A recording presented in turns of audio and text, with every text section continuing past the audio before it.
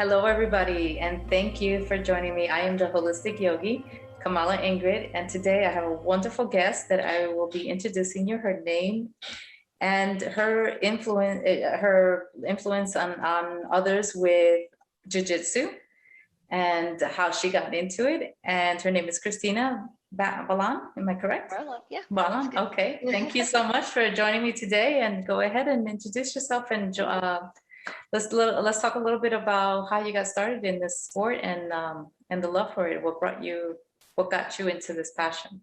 Yeah. Well, first, thank you for having me. Thank you. Kristina Barlaan, first degree black belt, soon to be Wow. second degree. I actually received my second degree like next month. Wow. So I mean, that means I've been Congrats. a black belt for 6 years. Oh my goodness. Wow. That's Forgot great. that. Yeah. And originally I started jujitsu, like I didn't even give it a thought. I was doing Muay Thai first, and my Muay Thai coach was like, "Yeah, you should try jujitsu." He showed me some stuff, and I'm like, "I don't think this stuff is for me. It doesn't make any sense. You're telling me that I can use technique and leverage, and I can, beat people who are bigger and stronger than me, and I just don't see it, you know." So I don't think it's for me. And it took me a year to try jujitsu again, but with the gi on. My teammate convinced me, he's like, "Hey, I really think you should try it. I'll lend you a gi top. I think you should try it." I'm like, "Sure, okay." And it made like the night and day difference. Like I just fell in love immediately. Like I put the gi on. I didn't even have a full like gi. I just had the gi top that was like too big. I freaking grabbed the white belt that was there from the gym. I don't know who belonged to, how long it's been there. Like gyms just have like random belts hanging around. Right. And it just had like grappling shorts on. So it's like I like this little samba look. And How old were and you? uh I was 20, 21. Yeah, 21 at the time when I Okay. started. Um and it just made sense. Like I just felt so empowered. Like I had these grips. I'm like, oh my God, yeah, I can. Like I totally can use like technique and leverage, or at least I can attach myself, to these people who are like way bigger and stronger than me. And I feel like I can hang just fine. Like I'm not gonna get hurt. And it was like this big eye opener. Wow. Um, and yeah, I just felt so empowered. And then, it took a while though. I was still really heavily into Muay Thai. So it wasn't until my professor, Kyle Teja, who I got my black belt under now, but when he first came to the US to teach, he was brought in by Cesar Gracie. Um, and I took one of his classes and I was like, oh my God, this is the jujitsu I want, because he was a small guy, he wasn't that much bigger than me. He was like the same age as me. Um, Looked really young, and he was just doing these amazing things, like just sweeping and submitting these 200-pound guys like it was absolutely nothing, you Wow. know? And I was like, Impressive. oh my God. Yeah, it was so impressive. Like I thought it was fake, I'm like, Yeah. yeah, you guys are like, you're punking me right now. That's not real. But like saw the looks on the guys' faces, and they're just like, what's going on? What's happening? And they really had no answer for Wow. his jujitsu. And I was like, that's the jujitsu I want. Like I want it to look like effortless, or I want to be able to do what he's doing. I want to be like the smallest person on the mat and just be able to technically like beat people and make it look like graceful or beautiful. I don't know, but it was just like I wanted that. And like since then, I was like, all right, I guess I'm not going to do Muay Thai anymore. I just really want to focus on this jujitsu stuff, because like I said, it just really made me feel empowered. So he And inspired you basically. He's the one that kind of yeah, got you in. yeah. And it's not like he like was trying to. I just it's like seeing jujitsu for the first time, like really, really seeing what jujitsu can be. If you strip away the athleticism, you strip away like the brute strength, and you just like bring it down to its purest form of like the art form, like the technique and Yes. like the movement. Like that's what it was for me. And it was just like, wow. Like I didn't think that something that's supposed to be so brutal or whatever could look so effortless and so beautiful, like Okay. graceful almost. Yeah. That's awesome. And how long did it take you to kind of like really get the hang of it and feel comfortable in that sport? Sometimes it takes a while. Sometimes you're going through your trials, you're still figuring it out. How long did Yeah. it take you to feel that? For me, like I feel like my experience is definitely way different from a lot of people because I felt like I belonged. Like when I say that like, oh my God, I should have been doing this from the beginning, like it's kind of like the world made sense. And I immediately felt like, oh my God, I should have been doing jujitsu for my entire life. Like I was meant for jujitsu. Like So you I found had your such purpose. yes, like so like all the things. If we take it back to like my childhood, I was always a very, very physical kid. Like could not keep my hands to myself. I always had to be touching people and I always got in trouble, especially because I'm a girl, right? Yeah. Asian culture, Oh female, it's yeah. like, ladies aren't supposed to act like that. You keep your hands to yourself. You sit with your legs crossed with your hands on your knees and you're supposed to be prim and proper, delicate, fragile. And I'm like, that's not me. I was always just so rough. Yeah. And like, I was always climbing on things. I was always trying to wrestle with my cousins and I was always getting in trouble. My hands like have never been soft ever in my life, ever. Like I've always had these like very calloused, like, I don't want to say ugly because I love my hands now, but I got picked on a whole lot as a child. Like, oh, Kristina's got man hands. And I'm like, why do I have these hands? And then jujitsu comes along and like all the things I grew up being reprimanded for, like everything that was like, no, you can't do that. That's not right. That's incorrect. Jujitsu was like, no, that's perfect. Like Oh that's wow. exactly. Yeah. So I'm like, oh my God, this is nice. I'm not getting trouble. Like it's okay for me to like be physical. It's okay for me to like grab onto people. Like Yeah, it felt so liberating. that's And awesome. so I like with my background with dance and What kind of picking up dance? What type of dance? um oh my lord. I started off with Filipino folk dancing when I was 5, Ah, and then when I reached 7 I started being classically trained in ballet and jazz. I did that for like 8 years. Like I thought dancing was going to be my life. I thought that was it. That was going to be my purpose, but something didn't you're just looking at feel right. two opposites. Yeah, yeah. Anyone who's known me from when I was a kid, like just dancing, and then they'd see me now doing jujitsu, they're like, "What happened? How How'd you get from ballet to Brazilian jiu-jitsu? this happened? How did that happen?" I feel like those things are very far apart from each other, but in my eyes, I feel like they're a lot closer than people Thing. think. Yeah, Yeah, like it. I totally can relate to that, and because I'm a yoga teacher and a yogi from childhood, and never thought I'd become a teacher over the when I as I evolved. But I also danced in my early childhood too, ballet and jazz and modern. And so that was a short period of my time. But when I transitioned to the yoga, in a sense, they're different, but they're not. Yes, So I totally understand what you're saying about that difference and where they're not the same, yeah. in the sense of you still have to go it's a mind body connection. It's about pushing yourself to that limit. You as an athlete, because you're competing, um, how do you push yourself to those, to that next level? Oh wow. So, for me, it's kind of like competition, like so, and I've had different, I don't say different journeys, but different stages along my journey as a competitor, Um, when obviously when I was a white belt, I was like, oh, I just want to do something that feels fun. I'm naturally competitive, and Right. I didn't grow up doing anything competitive. First thing I started doing competitively was breakdancing, so that was kind of like the little transition there. Like, oh, how did you get from ballet to fighting? I think breakdancing was like that nice little medium that kind of merged those two things The two. together.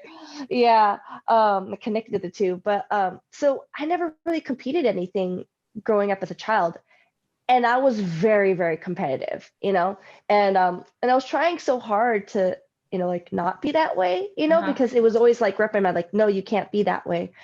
And so it's like, well, then how can I prove myself? How can I show? Like, obviously I was in performing arts, so like for me that was like a really good, like, big validation. I put all this hard work into learning the choreography, and now I get to show everybody, right? But that's choreographed. Yeah. And so there's always been a part of me that's like, I want to fight. But the thing is, I hate confrontation. I don't want to like have confrontation with people, but like I physically just want to express myself in that type of arena. So when it comes to competition, you know, again, before it was like, oh, I just want to have fun in this. I just want to show what I can do. And then it turned into like, and I want to feel validated as a person. And that has like its own like little hangups, like, because like that's not necessarily the best thing to have, right? You know, if your self-worth relies on your results as an athlete, you know. So I had to have my own little you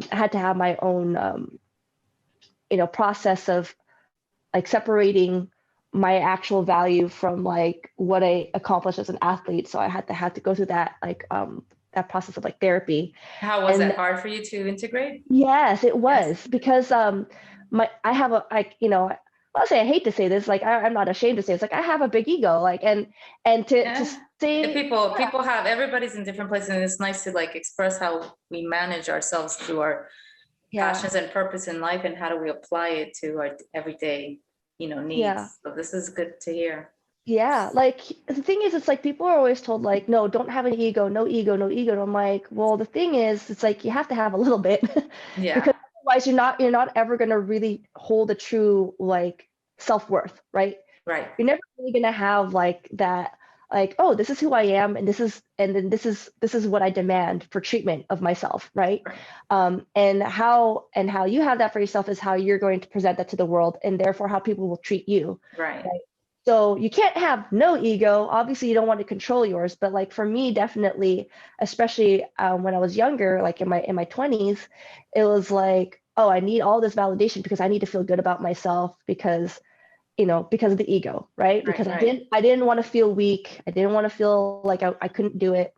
And so of course, so like there's a lot of positive, but there's a lot of negative pushing the positive, and that wasn't healthy.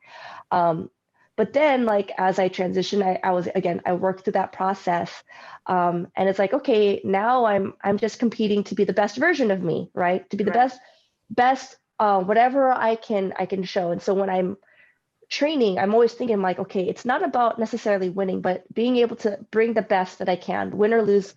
I want to be able to fight without any regrets. That's beautiful. And yeah, and then now as a black belt, and I had this moment too as a black belt, where I reached severe burnout, and I was competing because I felt like I needed to keep competing to stay relevant, so that people would want to keep learning from me as far as like seminars, teaching. But again, like that wasn't necessarily true, but I was so close to it that like it just, you know, like forcing myself. And I had to step back and look at it. And I'm like, man, like being a competitor doesn't define who I am, and it's not going to take, again, win or lose, it doesn't take away my worth of whatever I have accomplished in the past. Like I've accomplished a lot, you know? Right. And that's my own like imposter syndrome. So getting into the mindset of competing for like these major tournaments and having these goals, it really comes down to like, what do you want as a person, and what are you trying to communicate? What are you trying to say? Like, what is this goal, and what is this aspiration saying about you? And if you're doing it something, I don't say superficial, but something like, well, I just want to win, I just want to have gold medals, it's never going to stick. And that means that the training process is going to be increasingly harder, because there's nothing motivating you more than just a piece of metal, right? But if you're thinking like, oh my God, like I'm trying to reach the next level of the best version of me, which is what it was for me. Right. It was like, I could get through any training session. I could get through, you know, how grueling the diet was, you know, how achy my body was, but also being kind, being cognizant, like, okay, I have these aspirations, but you know, taking a day to heal and recover is not gonna hinder my ability to get to that next level and next version of me. So it was a lot of learning and a lot of having to like make mistakes, pushing myself too hard, coming back, and then being a little kinder. That's beautiful. And you kind of did this on your own, and you kind of like figured it out, or you had some kind of guidance or coach or anyone to model through? Yes and no. Yes and no. When I was a purple belt, and I had a fiance at that time, and he was also my professor, and it was a really, really great relationship. But I feel like it was one of those where it's just like the right person at the wrong time, you know. I wasn't at the emotional maturity that I need to be, as far like I had so much traumatic stuff that happened to me when I was younger, and I got pulled into this, like, I tried running away from it, and then it ended up affecting the relationship. But regardless of that, he was probably one of the best coaches I've ever had, like as far as like not just teaching me jujitsu, but also teaching me the mental aspect. Like he really was the person to like push, like, this is the mental aspect of jujitsu that you cannot ignore. Because if you only focus on the physical, if you only focus on the technical, you're only going to go so far. If you can unleash the part in your mind that allows you to succeed, or allows you to like not be afraid to fail, then you're going to go a lot further. So like he really, really like encouraged me in that way. I remember I had one tournament as a purple belt, and like one of my worst performances ever. I was having panic attacks, and I struggle with anxiety, depression to begin with. But that day in particular was just so hard. Now I finally was just like, all right, you know what? I give in. I'm going to do the train. I'll do the mental training. I'll do the mental coaching. I didn't want to do it because my ego was like, you don't need that. You just need to train harder. Right. And so I did the confident athlete, or the fearless athlete, Fearless. Which is like a 10-day like program that you could do at home. Like he purchased it.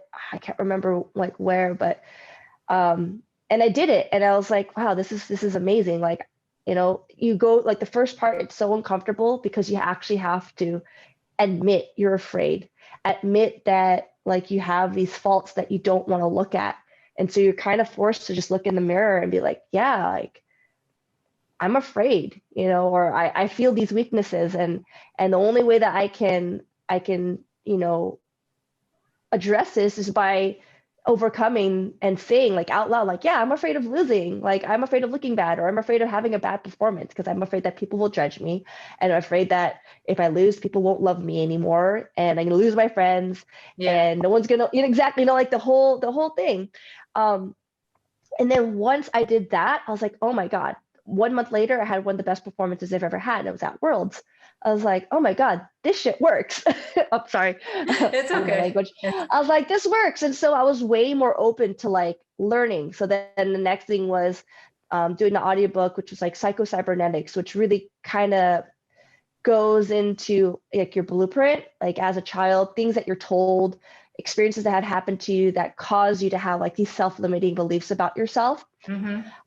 And then having to like essentially like not necessarily rewrite your blueprint, because you can't rewrite it, but being able to like, hey, that got put on my blueprint. Yeah, recreate it, or like understand that like, hey, I used to have this thought, but I didn't question why it was there, because it was a parent, or adult, or some sort of like authority figure was telling me something.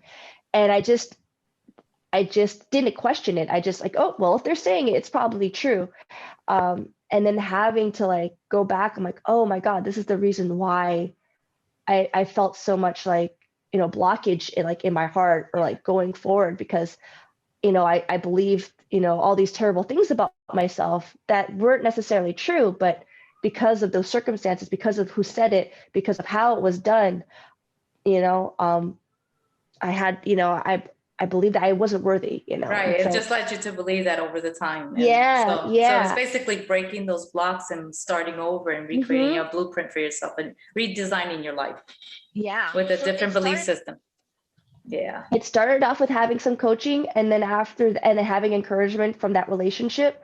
And I did also like the Hoffman Process, which is also like another like 10-day like retreat program, which is crazy intense. And that helps you essentially, I guess, release like, we pick up a lot of our patterns from our parents, right? Yes. And our parents pick up their stuff from their parents, and their parents, it's a right? cycle. Yes. Right. Yes. So this program essentially helps you release like that generational trauma, or those generational patterns that get passed on to us. And like, man, I'm trying to operate, I'm this nice, like state of the art, hardware, but I'm operating under this like antiquated, like software. Yes. Right. And it doesn't feel authentic or real to me, and it causes problems. Right. And so I did that, the same thing, under the encouragement of my ex-fiance. And then like, so after that relationship ended, And I had to come back home. I was like, wow, like I can't just abandon all this progress that I made. As much as pain I was in, is like, man, I really messed up. I made all these mistakes. It was really on my own to continue that journey of self-love, self-compassion, and cultivating of my own like emotional intelligence, Right. Understanding how I communicate. And so it started off with being coached, but as I got older, it was all about being self-motivated to like, be a better person, be a true person, like, and not run back to who I was before, that trauma and life circumstances have created me to be. Like I have, like, I was actually presented, I'm looking at, I'm like, man, I have a choice. I can go back to being who I was and being sad and being scared, or I can embrace, still afraid, but go forward and like really, really try to be the best version of myself and be the authentic version of myself. That's which, it's hard to do, but I feel like that's what everybody wants, right? They want to be who they truly are. And whether that be like in career or hobby or home life, in relationships, romantic, platonic, whatever, familial. I think that's what everybody wants. And that's been like, I guess my own little, like my journey, or like my purpose. Your purpose, beautiful. And you've been able to apply this not only in your practice of your jiu-jitsu, but also in other areas of your life, right? Personal and everything. Yes, 100%. 100%. That's awesome. And I try to, like, integrity is really big with me. So like whoever I am on the mat, that's the same person that, I want to be off the mat, Yes. So if I'm hardworking and striving and working hard on the mat, then I want to make sure I'm doing that in my real life. If I'm being kind and compassionate, but also making sure I'm stern, like on the mat, I'm doing that. If I'm able to uphold like my boundaries, like if I can fight out of positions that feel very uncomfortable on the mat, I can do that off the mat too. Absolutely. And that seems like sometimes that's hard. That's a harder one to do. Sometimes having to like not physically fight is harder to do than physically fighting, right? Like absolutely. Practicing saying no to people, setting boundaries, right? Making sure that you're communicating your needs without unapologetically, communicating your needs. Like these things are very, very hard to do, right? But we make it hard. Yes. But it's all because of what happens in their childhood that causes, depending on who was the stronger upper hand, whether it was the father, the mother, or whoever was your guardian, tends to like sometimes shut that down on a child. So as that person or that child grows and develops to become an adult now, a lot of times they have a hard time communicating or saying no, or being able to just be authentic with themselves, because they feel they have to, I guess, please others in order not to be judged or to be seen or to be heard, when it really is not about it. Exactly. And it's really learning to accept yourself in order for you to allow everything to kind of fall in place, and to learn to recreate that. So it's beautiful. I love that you actually were able to integrate that. So now you're at a place of like integrity. And who, as your child, who supported you in this journey, besides your ex-fiance, who actually was the main culprit to pull you into more of a mindset and connect you with that mind and body connection? Because that was a big aha moment for you, I'm assuming. Yes. That was who, anyone before that kind of created, besides the learning the jiu-jitsu, which is where you found your purpose, anything else that triggered it, maybe in your childhood with your parents, that might have like led you at least to know, okay, this is kind of like what I like or what I don't like, but they have an impact? Like I didn't really truly have a lot of mentors growing up as a kid, and that was, it was just like I felt I didn't know where I belonged. But I will say I had one dance teacher, one dance instructor. Her name, she was my jazz instructor actually. Her name was Phyllis, and I don't know what it was about her that like I felt so safe with her. That's awesome. And like, I don't know, it was kind of like I could embrace my weirdness around her. I could be weird, and I could just be like, whatever, because I was a weird kid. And she just was like, yeah, do that. That's awesome, you know? Um, and she, you know, I just really felt like she was only there in my life for like a short period of time, you know, because after a certain amount of time, like I was getting more into like ballet. Of course, I love jazz, but like the management at the ballet company I was with, they were just like, yeah, the company members, I mean, like the higher level dancers, like that was like myself. They're like, we want them only focusing on ballet, so no more access to the jazz classes, the jazz Wow. program. And I'm like, and I was like so upset. Like I felt like a part of me was cut off, right? Wow. Because ballet, of course, it's very strict, you know, very I form, know. right? You have to be in a certain way. And in jazz, you can just be a little bit more like free, right? Free. You can Yes, feel that, yeah, and how like how your body is positioned doesn't necessarily have to be like, no, have to have 45-degree angle, shoulders back, chin up, make sure your toes are pointed, you know, like there was exactly. freedom. And I felt like that freedom was cut off from me. But she was definitely someone who I felt like I don't want to say she was perfect in my eyes as a child, but in my eyes as a child, I was like, oh my God, she's amazing. Like she's That's awesome. beautiful and she has these kids. Like, and so like she's a single mom, but man, she has 3 kids and she's like this amazing dancer. And like she was just always so full of love. Like even if she was having like a hard day, she never showed it. And like, and when I was having a hard time, or like I remember there was one day it was like we were having a performance and it was a little late and I was upset because my parents were arguing on the way there. And they were, you know, during this time of the relationship, they were arguing quite a bit. Mhm. Obviously, they're still together, and they have, you know, that was just at that period of time. But as a child, I didn't Right. understand.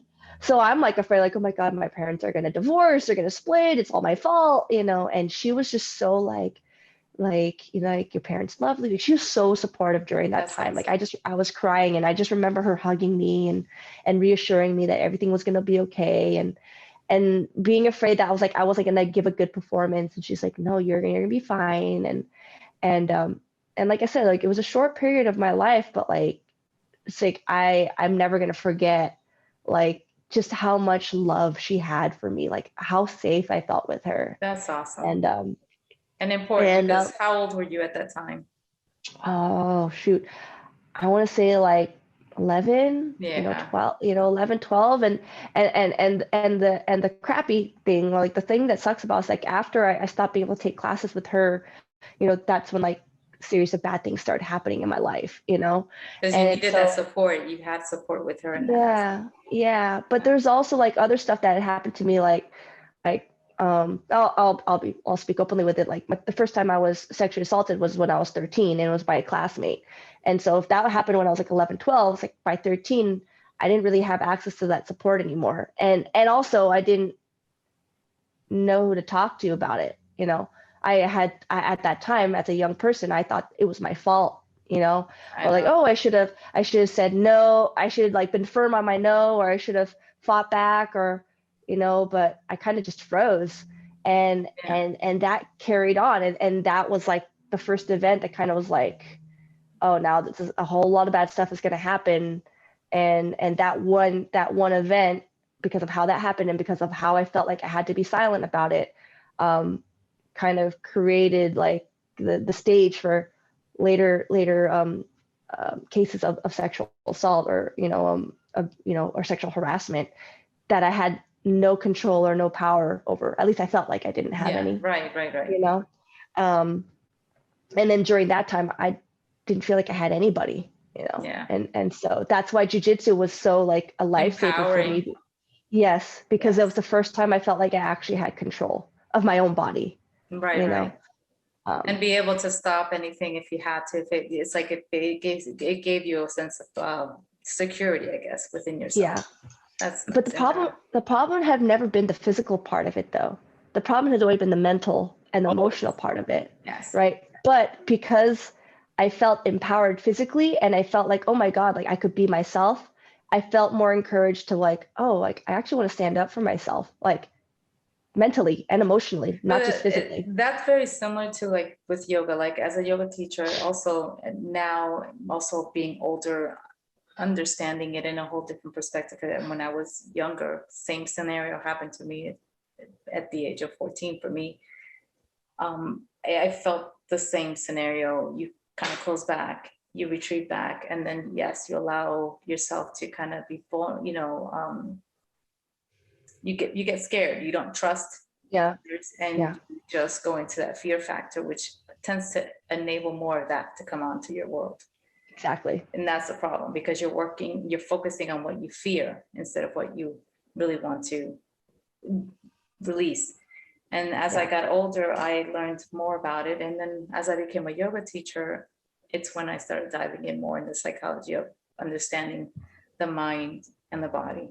But for me, more yoga came to me as a child when I had seizures. So I learned to control the physical part of it, like when I would know when something would come about, what triggered it, what emotions triggered, because I would write it down. And so that's how I ended up slowly. And at the age of 16, it was the last one I ever had. From that point on, I think until my daughter is when I really closed the chapter on that. I never had another one because birth, I chose to go, I chose to go natural, vaginal, not going through cesarean. And that's when I knew that chapter had finally closed, because I actually never had another seizure ever again. So to me, yoga was the beginning of empowering me. But I started in the physical aspect of it, learning it because, I can get into a headstand. I can do this, I can do that. But as I dove deeper into the practice, and it was more than that, it's all connecting mind and body. How you feel is a reflection of what goes on. So whatever emotions are coming on, the same thing like you have to learn to control, because if not, it can take you to another path, and it can lead to other destructions of the body. It leads on to diseases, and that's how I learned to basically control my situation from going through seizures, and also empowering myself and empowering others that already went through what you and I share, and learn to just close that chapter and recreate my blueprint. So it's very similar to what you're going through, but it's a mind-body connection, and in a holistic way. So I totally understand. It's very, very similar to my path as well. So, and I also noticed something that was empowering. You did something for the month of March. Yes. And you did something for women. So can you fill us in a little? So one of my sponsors is Virus International, and they create really cool workout gear, and so we had they had ongoing thing for the month of March where it's you buy some one of their products, and then they're going to donate to the 10 A Day Kids Project. Nice. 10 A Day is one of the biggest one of the first superstars of Brazilian Jiu-Jitsu, and he has this amazing project in Brazil, in one of the favelas, and this is also another I'll say a passion project of mine, but something I do believe in, which is you have these kids in favelas in Brazil, right? These are kind of the slums, right? And if they don't ever leave the favelas, if they don't ever have an opportunity to explore other opportunities, they're going to be stuck in the favela, and either they never leave the favela or they never leave the city, let alone leave the state or the country, right?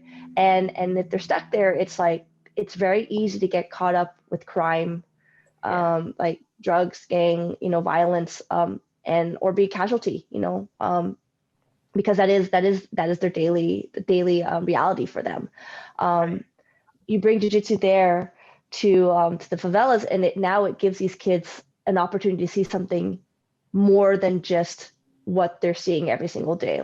Now they have goals. They can be oh my God, I didn't same thing for us. I didn't realize I was capable of this. I want more now. I want to strive for more. I want more for myself. But they're not rich. Unfortunately, jiu-jitsu is a rich man's sport. It's not meant for poor people. Right. But now we have we especially people like us, we're in a position of privilege to be able to help those, find the path to jiu-jitsu, because it's not easy, right? Right. So we can get them workout attire, get them uniforms, and provide opportunities for them to learn jiu-jitsu so that they can feel physically empowered, and feel physically capable, right? If they have to defend themselves, they can defend themselves. But two, now they can think like, oh, wow, maybe I can compete. Now I get to travel. Now they're being inspired, like, maybe I can go to school and learn physical education and get a degree. You have a lot of stories of kids, that come up from these projects, and they're like, yeah, I didn't have any goals, and then I had jujitsu, and then I threw everything into that because that gave me all the opportunities That's amazing. to get out of the slums. And so of course, like, big promotion on that, because you really want to make sure that it's not just about like virtue signaling and feeling good about just like, oh, I donated, Right. but understanding that, like, even just giving someone like a pair of shoes or a pair of pants or a shirt or whatever, like, that's going to be their motivation to show up to training, or that going to be their motivation, like, hey, I want to have this goal for myself. Like, and if we have a lot of things here, we don't have everything, but if we're in a position to be able to, if we think about the joy that we feel or the empowerment we feel every time we step on the mat, being able to have the ability to pass that on to a child so that they feel like they can have a future, and again, be encouraged and inspired to, like, hey, I want more, then I'm always, and that's just something I like doing. I always support causes that are in line with what I feel like is authentic to me. So if it's about creating awareness about domestic violence or sexual assault, men or women, and that's like another thing too, bringing awareness to mental health, right? Like, I think for me, in particular, like anxiety, depression, talking about emotional intelligence, talking about being vulnerable and embracing being vulnerable. Jiu-jitsu has given so much to me, and I feel like it's only right for me to just like speak my truth and be authentic. Like, I found my authentic self. Now let me speak authentically, and maybe it might inspire other people to also want to reach their authentic selves too. Like, shed the skin of what they've been told their entire life, what society has told them they have to be, what their family has told them what they have to be, what other relationships have told them they had to be, and actually really embrace who they want to be. Who they want to be. That's beautiful. I love that. I love that. I love that. And who's this organization that you are volunteering with? So that one, that's a Terre Kids project, and I believe you could find them up on Instagram. Well, I have to look up the actual handle. We'll put the link on this one. We'll actually, so those that want to support, be happy to. They'll know where to go. I'll definitely love this. This is beautiful. And then for the mental health awareness, and I work with well, I work, but like I support, and it's actually the baby of one of my best friends. Her name is Erin Hurley, also a female black belt in Jiu-Jitsu. Oh, nice. Amazing person, and she created Submit the Stigma, and that's her NPO. And she could tell you all about her story, about how she brought it up and came together. But I remember when she first, she's like, hey, I want to do this thing, have like seminars and bring awareness, and we can donate to like these, organizations.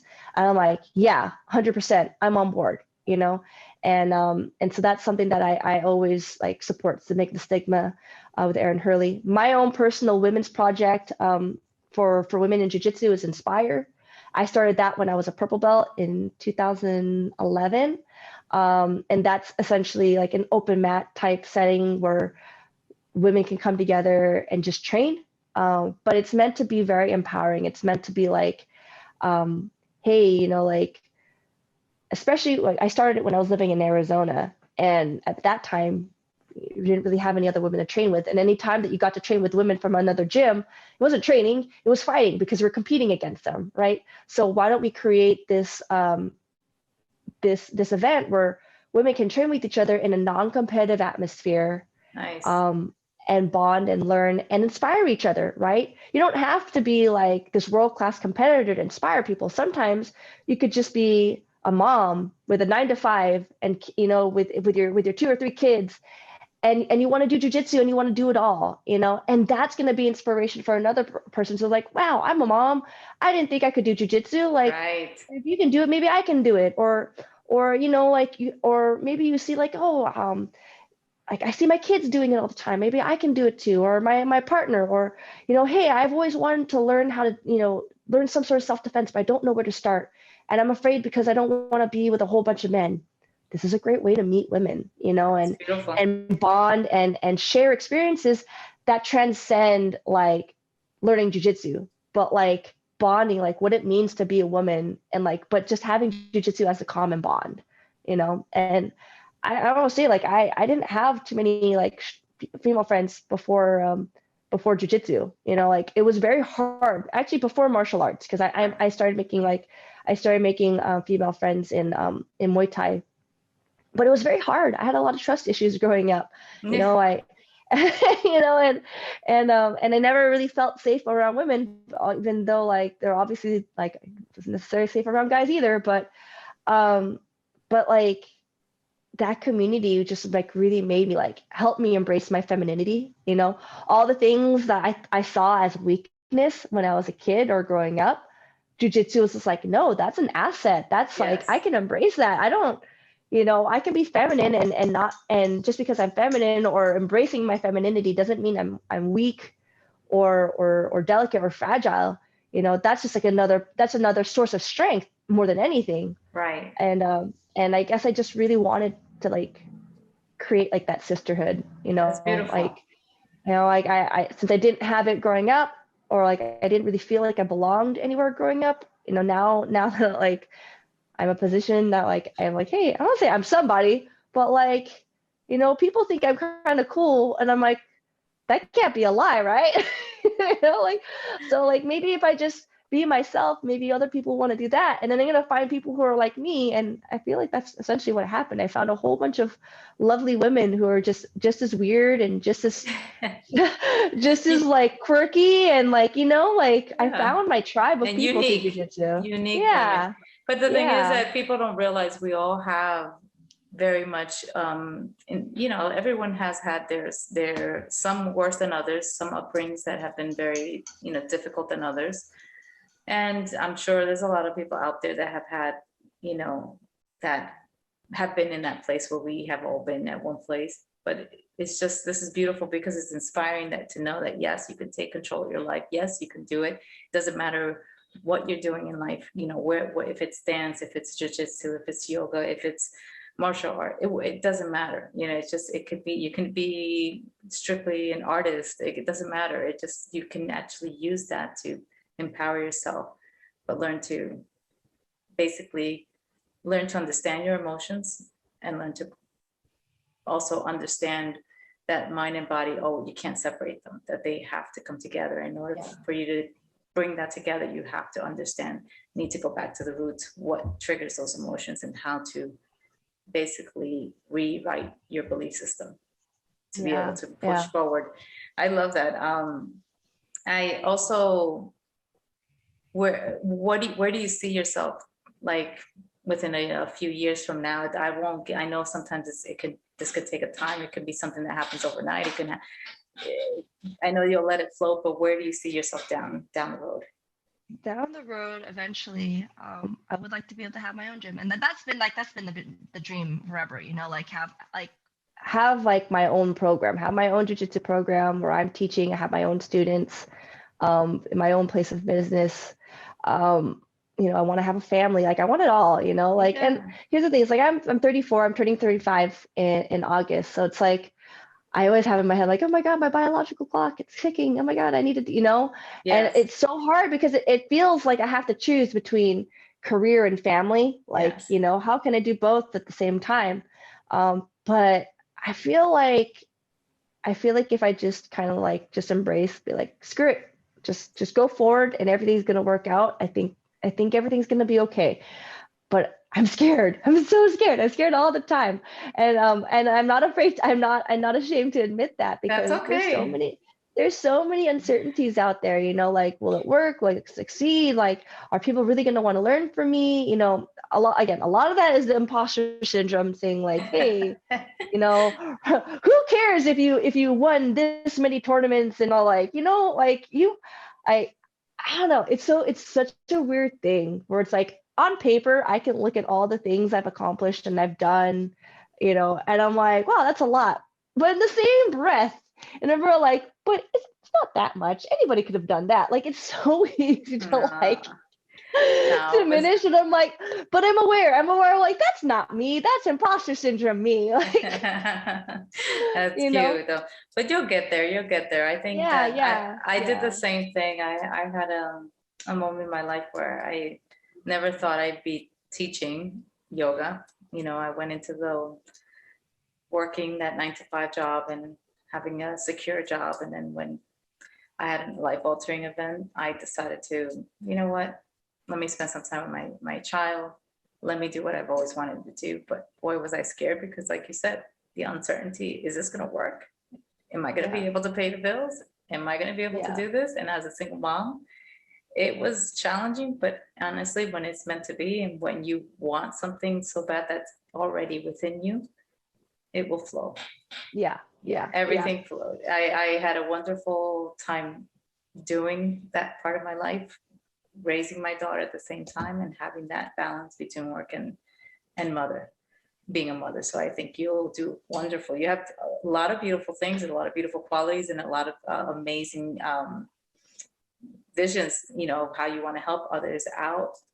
You have great tools already that I can see you already implicating them into those. If once you open up that studio, I could see you teaching the younger ones a very good, you know, sense of giving them a good sense of direction to their purpose and enabling them to persevere their career, their, you know, their passions there and their sports. So that's beautiful. I think you do great. I would. So like, I'm so, I like, you never know, like, especially when it comes to like having my own kids. I'm like, oh my God, it was tough. I love my parents. I love my parents, You could just love them and for what they give us, yeah, and then the rest of it is, exactly. you know, Yeah, dismiss the rest and take with the best qualities of your yeah, of your loved ones, implicate yeah, that into your world, and everything else can be dismissed. yeah, You create from here on. You make your own blueprint. yeah. Like, again, like, it's not like they weren't supportive, but there was like a limit to that support, Of course, and but the thing is, it's like, it's not their fault, their parents taught them to be that way. Their parents, so it's like there's so much like forgiveness from there. that's But at the same beautiful. time, it's like I can forgive and I can, like, okay, I can acknowledge that that's how it was for you, but I don't have to continue living under those like types of like the rule set or like your value system. Like, clearly my value system and your value system are very different, but that's not going to stop me from loving you. Exactly. But it is also going to make me like, hey, these are my boundaries, and that's a no. Like, I understand that's what you value, but it's not what I value, and so we're just going to leave it at that. But I still love you. That's And beautiful. and I'm glad I can have that. Like, if I didn't have that experience with that with the Hoffman process, I feel like I would have had that stop, that blockage, in my chest, Yes, like. yes, yes, yes. That's beautiful. And what is if what would you like to a couple words of wisdom or anything that you would like to like let our listeners know, that something that will inspire them to keep doing what they're doing? Anything? Oh, yeah. Whew, there's so much to say. You're open. Yeah. um, I truly do believe in perseverance. Persevere when things are getting rough. Persevere, like, when the pressure's coming on, and it feels like, yeah, I can't do it. Like, you're gonna last through that hard time, right? Like, because those aren't gonna last. But for as long as you believe that you can keep going forward and you can just like, I can stick it out, I can stick it out, then you're gonna be fine. And also understanding too is like, and you don't have to be tough all the time. You don't have to be strong all the time. So like, yes, persevere. Yes, be disciplined, be dedicated, and love yourself above all, right? But don't be afraid to like step back and say, hey, I need help. Hey, like, I'm scared. Hey, I'm unsure. Because that's natural, right? Yes. Like, we can't we can't expect to succeed if we are always blocking our own feelings and our instincts and our intuitions about a situation. We're never going to succeed. And sometimes we have to question those, like, sometimes our natural response to a situation or something like is based off of a trauma, right? Or based off of something that happened before. and what happened then, that doesn't necessarily mean that's going to happen right now, right? And so you have to like you have to always check in with yourself, like, hey, is this me making this decision, or is this a past experience making this decision? Is this a younger version of me? Is this an emotional child version of me that's not wanting to do this? Or is this like me really not wanting to do this, check in with yourself. And again, like if you feel like, oh man, I just need to step back a little bit, that's fine. Take a step back, breathe, address what's going on, and then go forward again. Because like forward is always going to be there. It's never not going to be there. Future is always going to be there. You don't have to rush towards it. You don't have to sprint towards it, right? Like this life is like I wouldn't say like a marathon, but it's a journey. It's a journey. And you can't keep going forward if you don't take breaks, if you don't address when you have blisters on your feet, or if you don't have the right shoes on your feet, like be the person. And the number one thing too is like be the person that you needed when you were younger. Thank you. I love that. If right? Like I feel like that's what I'm striving to be. Like I want to be the person that like when I'm younger, like a younger version of me will be like, oh my God, she's so cool. I want to be like that, Or if I needed a mentor, I want to be a mentor now. If I needed someone to like give me a hug or like set me straight and be like, hey, like, you can do this, or like, hey, what you're doing right now, you're hurting yourself, but I'm not going to judge you for that. But like, know that you're worth more, right? Like, just have someone to like, like be that person. Be that person for yourself. You don't have to be it for anybody else. Be that for yourself first, and the rest, that's just naturally going to come out. As you don't, like love yourself for you, not for anybody else. Don't fix yourself for anybody else except for you. For you. Yes. Everything has to come from that self-love, right? And because everything else after that, it's like, well, other people aren't going to live your life, right? No, only you live your life. Only you do. Yeah. So and it's like what kind of life you want. It's like exactly. Now is the time. Exactly. Now is the time. Like and if you're scared, that's okay. Just admit that you're scared, and then dig your feet in and try to go forward anyways, or find a way that that's authentic to you. Like that's the number one thing I can say. I don't know. That's a lot. There's a lot. No, that's beautiful. That's a lot of. I mean, I can relate to you in many ways, even though we're two different worlds. It's and even on the other side of the world, because you're in Cali while I'm in Florida. So, I love it. I could totally understand and relate to you in 100% because I'm in my 40s, late 40s now, and you're how old now? I would not have guessed you're anywhere in your 40s. I would have guessed that we were like the same age. I'm 34, turning 35. Oh, honey, 49. Yeah. Turning what? 50. Yeah. Get out of here. Yeah, turning 50. By August. So yeah, this is the end of my 40s. August what? 15.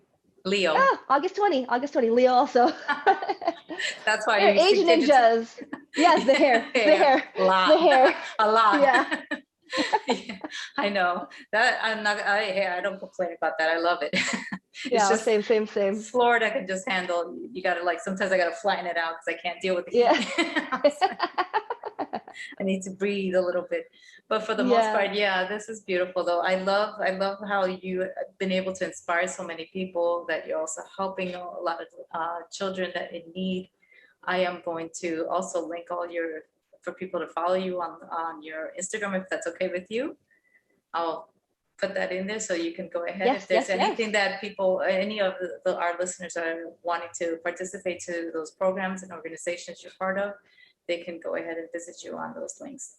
So Kristina, thank you so much for being part of my show. And continue doing what you're doing. You're going to be a great your owner to your own, what do you call those studios? There's a name for them? I mean, I could just call it an academy or a gym or, let's say your academy. Yeah. I thought wasn't there a name for them? Don't they have a name? No, not really. I mean, like you could say dojo, but it's not really a dojo. But that's more like, I feel like that's more like judo or more like traditional martial arts, not necessarily for jiu-jitsu. So you could just call it an academy. Academy. You'll have a great academy, a beautiful family, and you will strive for a lot. I can see it happening. So good luck, and thank you so much for joining me. Thank you for having me. Yes, and I look forward to seeing you in the future. I follow you now, so I would love to see what you can have coming on and down the road. Yes, yes, yes. Thank you. Thank you.